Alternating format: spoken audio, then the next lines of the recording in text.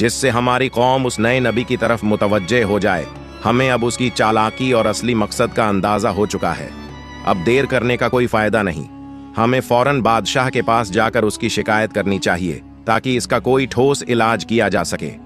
उस दौर में बैतुल मक़दिस और पूरे यरूशलेम की हुकूमत बनी इसराइल के कंट्रोल में थी और उस वक़्त का बादशाह हज़रत ईसा अलैहिस्सलाम और उनके मानने वालों का सख्त दुश्मन था। जब बनी इसराइल के अंदर ये बड़ा इख्तिलाफ पैदा हुआ तो बादशाह ने हज़रत ईसा अलैहिस्सलाम और उनके मानने वालों को हमेशा के लिए मिटा देने का मंसूबा बना लिया। बादशाह ने एक खुफिया मीटिंग बुलाई और अपने दरबारियों से कहा, हमारे बुजुर्गों के दीन को मिटाने की साजिश करने वाला ये शख्स और उसके मानने वाले हमारे लिए बड़ा खतरा है। हमें इन्हें इस दुनिया से हमेशा के लिए खत्म कर देना चाहिए। ये नबी और रसूलों के दुश्मन हैं, ये अल्लाह के दुश्मन हैं। इस काम में जो भी मदद चाहिए होगी वो मैं करूंगा, क्योंकि मैं जानता हूं कि इनका सफाया करना बहुत बड़ा सवाब का काम होगा। बादशाह की इन बातों से साफ जाहिर था कि वो किसी भी कीमत पर हजरत ईसा अलैहिस्सलाम और उनके मानने वालों को कत्ल करना चाहता था। बादशाह की हिमायत के बाद तमाम बनी इसराइल एकजुट हो गए और फैसला किया कि हजरत ईसा अलैहिस्सलाम और उनके तमाम मानने वालों को दुनिया से मिटा दिया जाए। इसी साजिश के तहत उन्होंने नबी ए अकरम को कत्ल करने का मंसूबा बना लिया। अगले ही दिन से वो हजरत ईसा अलैहिस्सलाम के पीछे लग गए। हर वक्त उनका पीछा करने लगे और तरह तरह की चालें सोचने लगे।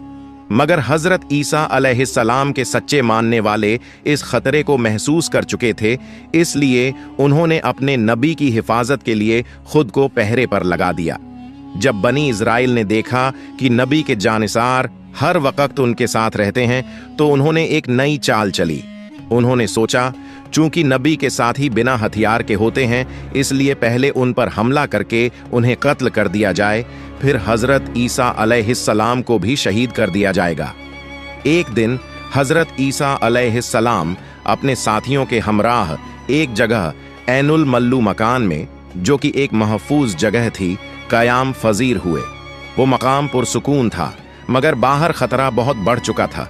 जब बनी इज़राइल के सरदारों को ये खबर मिली कि हजरत ईसा अलैहिस्सलाम उस मकान में मौजूद हैं, तो वो गुस्से और जलाल में आग बबूला हो गए। उन्होंने अपने सिपाहियों के साथ मिलकर हजरत ईसा को गिरफ्तार करने का मंसूबा बनाया और उसी वक्त उस मकान को चारों तरफ से घेर लिया। सिपाहियों ने जोर जोर से दरवाजा खटखटाया, शोर मचाया और आखिरकार उनमें से एक सिपाही कत्ल की नीयत से अंदर दाखिल हुआ। मगर ठीक उसी लम्हे अल्लाह ताला ने अपना एक फरिश्ता भेजा। वो फरिश्ता हजरत ईसा अलैहिस्सलाम के पास आया और अल्लाह का पैगाम दिया, ऐ ईसा, मैं तुम्हें अपनी तरफ उठा रहा हूं और तुम्हें काफिरों से बचा लूंगा। और फिर एक बड़ा मौजज़ा हुआ। हजरत ईसा अलैहिस्सलाम को जिंदा होशो हवास की हालत में जिस्म और रूह के साथ आसमान की तरफ उठा लिया गया, और जो सिपाही अंदर आया था, अल्लाह ताला ने उसी पर हजरत ईसा अलैहिस्सलाम की सूरत डाल दी।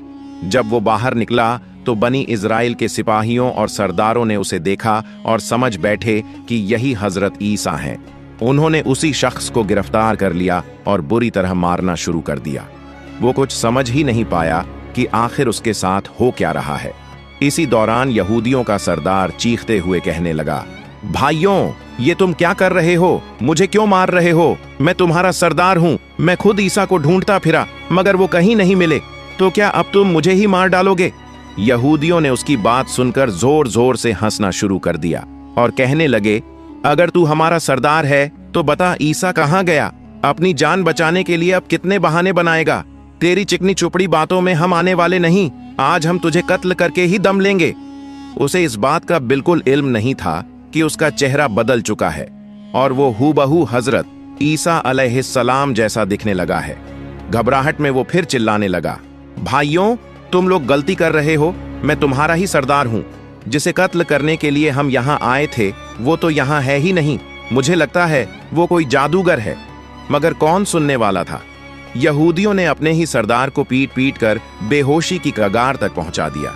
वो कहता रहा, बनी इस्राएल के लोगों, खुदा की कसम, मैं ही तुम्हारा सरदार हूं। मुझे नहीं पता कि मेरी शक्ल कैसे बदल गई।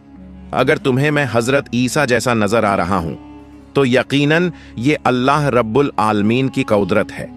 मुझे अब यकीन हो गया है कि हजरत ईसा अलैहिस्सलाम अल्लाह के सच्चे नबी हैं और अल्लाह ने उन्हें महफूज रखने के लिए अपनी कुदरत का करिश्मा दिखाया है। जब यहूदी सरदार ने हजरत ईसा को अल्लाह का नबी मान लिया तो बनी इज़राइल के लोग और भी ज्यादा गुस्से में आ गए। उन्होंने बगैर देर किए उसे फौरन सूली पर लटका दिया। वो सरदार चीख चीख कर कहता रहा, बचाओ बचाओ, मगर कोई सुनने वाला नहीं था। आखिरकार उन्होंने उसे सूली पर चढ़ाकर उसकी जान ले ली। इस मंजर को देखने के लिए वहां भारी भीड़ जमा हो गई थी। जब सरदार की मौत हुई तो लोगों में बहस छिड़ गई। कुछ कहने लगे, ये हजरत ईसा नहीं थे बल्कि हमारे सरदार थे, तो कुछ बोले, नहीं, हमने तो खुद हजरत ईसा को कत्ल किया है। यहूदी आपस में लड़ने लगे, तलवारें निकल आईं और उनमें बड़ा फसाद शुरू हो गया। अधिकतर लोग हैरान परेशान हो गए क्योंकि उन्हें समझ नहीं आ रहा था कि हकीकत आखिर है क्या। ये सब कुछ अल्लाह रब्बुल आलमीन की कुदरत का करिश्मा था। इन्हीं हालात को देखकर हजरत ईसा अलैहिस्सलाम की गैर मौजूदगी में बहुत से लोगों ने उन पर ईमान ले आया। उन्होंने कलमा पढ़ा और हजरत ईसा अलैहिस्सलाम की शरीयत के मुताबिक जिंदगी गुजारने का अहद कर लिया। मगर अब सवाल ये था, हजरत ईसा अलैहिस्सलाम कहाँ हैं? इस सवाल ने सबको परेशान कर दिया।